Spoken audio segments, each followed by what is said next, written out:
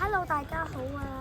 咁今日咧，我哋就嚟咗呢一個嘅朗屏摘士多啤梨啊，可以摘好多唔同嘅水果蔬菜嗰啲咧，咁可以餵動物啦。咁陣間咧，我哋就會入去同大家摘啊、玩啊同埋餵啊。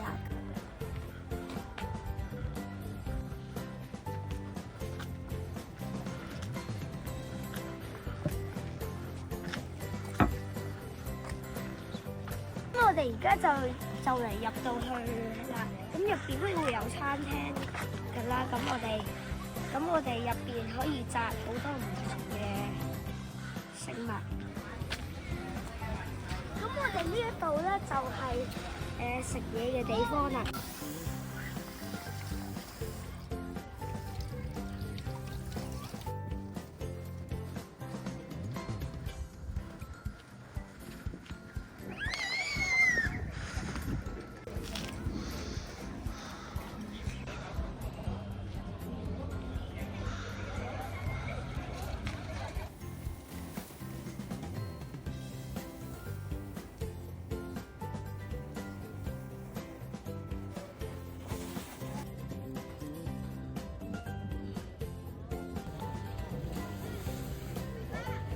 睇下唔同品種。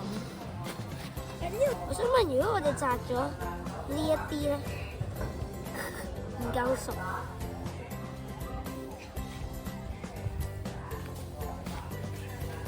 呢度咧我哋就啲收成都唔錯啊！你睇下，我哋都夾咗成唔知好似20幾個都數唔到啊，可能多過20幾個啊，咁都正啊，可以攞返屋企食啊！好啦，咁我哋摘另外一樣嘢咧。咁我哋呢度就係車厘茄嘅樹園啦，我哋就入去摘下車厘茄啦，好唔好啊？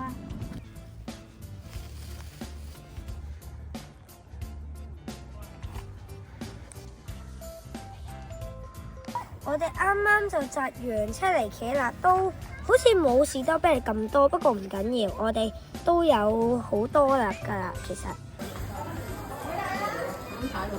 咁我哋又食魚蛋嘅，咁摘完半個鐘頭之後咧，我哋就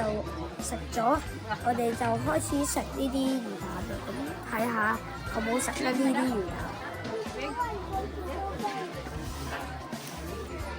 呢個咧雖然唔係咖喱魚蛋，不過我都中意，因為好香啊！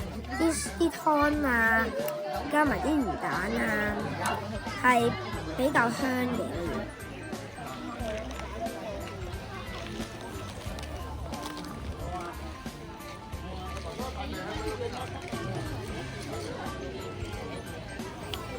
咁呢度就係葡萄草嘅餵草。咁呢度就係一個地方係餵兔仔嘅，咁係用草餵㗎啦。不過咧我就唔會入去㗎啦，因為呢度其實如果你想入去呢個場地度都需要可能60蚊咁樣。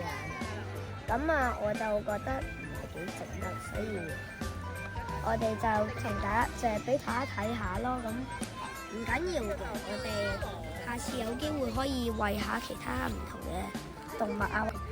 咁我哋今日就嚟到呢度啦，都幾好玩啦！呢度可以摘到唔同嘅蔬菜同埋水果，咁其實唔係淨係得咁少嘅，我哋就應該有好多嗰啲咩粟米、火龍果都有㗎。咁我哋遲啲再嚟，有機會再嚟啦，不過都唔會太多機會再嚟啦。遲啲可能去其他地方。